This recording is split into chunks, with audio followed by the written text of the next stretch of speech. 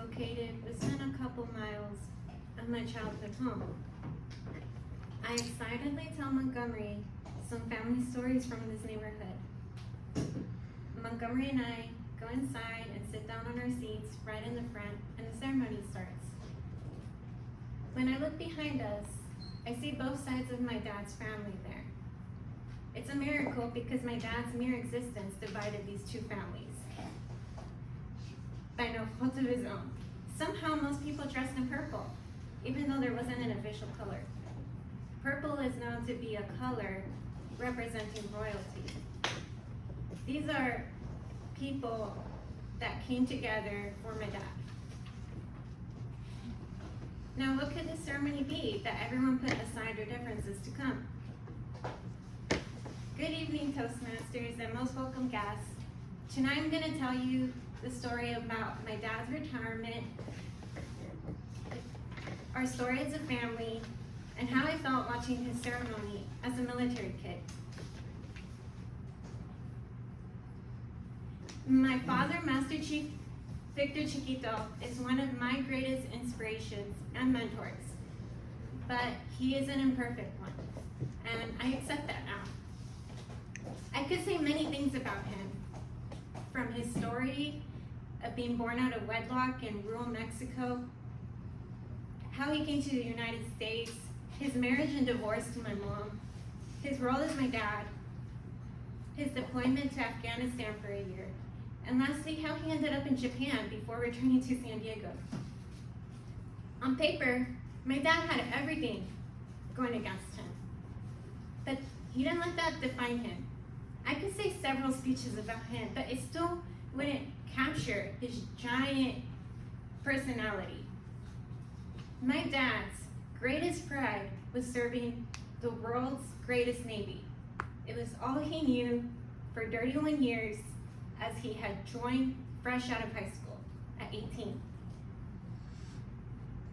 Now he is at the end of his career, reaching the highest rank he could ever achieve as an enlisted sailor, Master Chief. When I was born, my dad was still at the beginning of his career. He was just 24. My mom was 23. During this time, he had been in the Navy for 6 years. In my head, I pictured that people like us should have been in their hometown in Mexico. We were the first people ever to be out of Mexico. My dad is a dreamer and a visionary. He decided to join the Navy instead of construction like everyone around him was doing. So when I was born, we were in Virginia Beach, not Mexico. Since I was born in the 20s, I also very much feel like I grew up with them. What is my family story with the Navy? It is a complex one. Did we feel grateful while he was away? No. My dad would leave for months, sometimes multiple times a year, and be unreachable at sea. Then my dad was gone for 5 years in Japan while I was in college. He missed birthdays, celebrations, and holidays. When I would complain to my dad and say, or even say, I hate the Navy, my dad would tell me that life is all about sacrifice and that it was for a greater purpose. Sometimes repeating this to myself over and over, I would convince myself it was true. Then my dad went to Afghanistan for a year. This assignment completely changed my family. To sum it up, my parents separated, got back together, had my youngest brother David, bought a house, broke up again, got a divorce. And then my dad went to Japan for 5 years. This all happened within 8 years. And it was very difficult to go through. It was hard on the whole family, and we all have our own stories. Now back to present day. My dad turned the big 50, the same month as his retirement ceremony. My family is not the same as it was when his career started.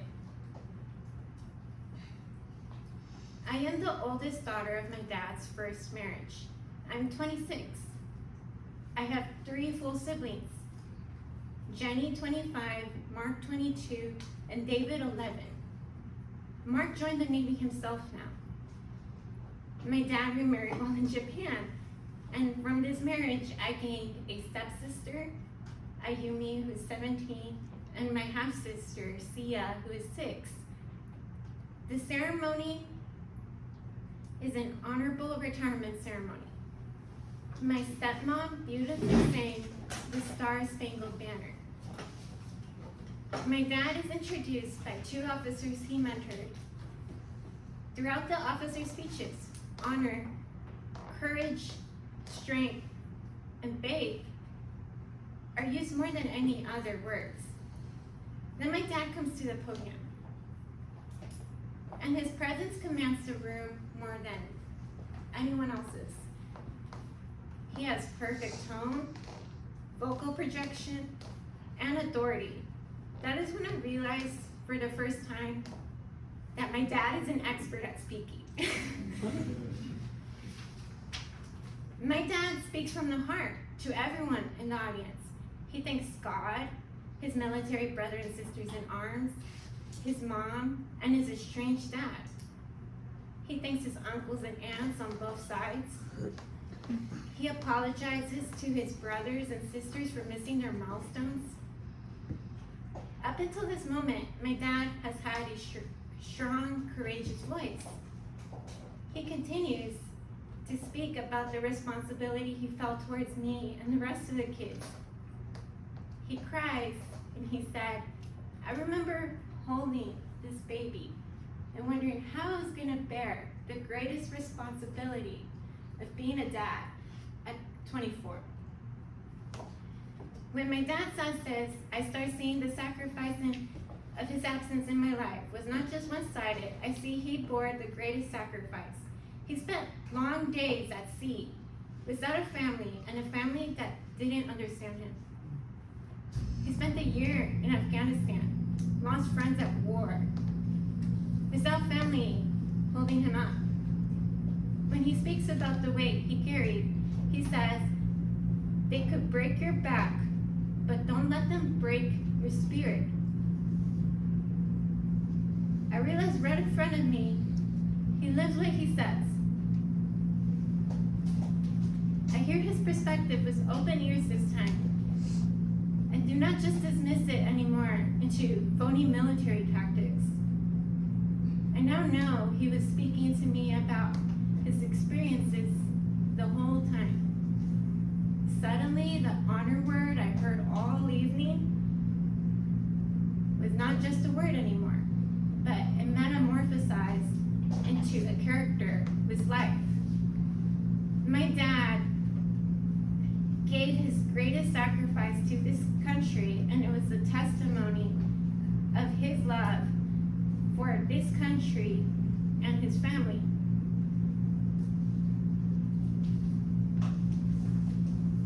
For 31 years, this sailor has stood the watch.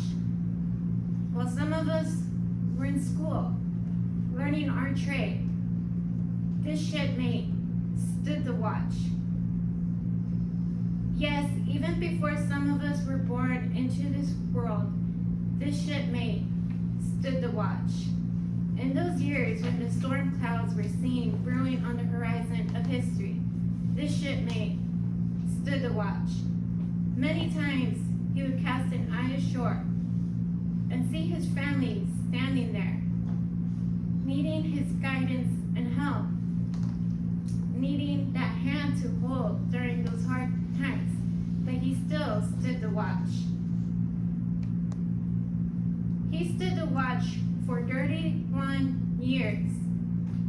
He stood the watch so that we, our families, and our fellow countrymen could sleep soundly and safely each and every night, knowing that a sailor stood the watch.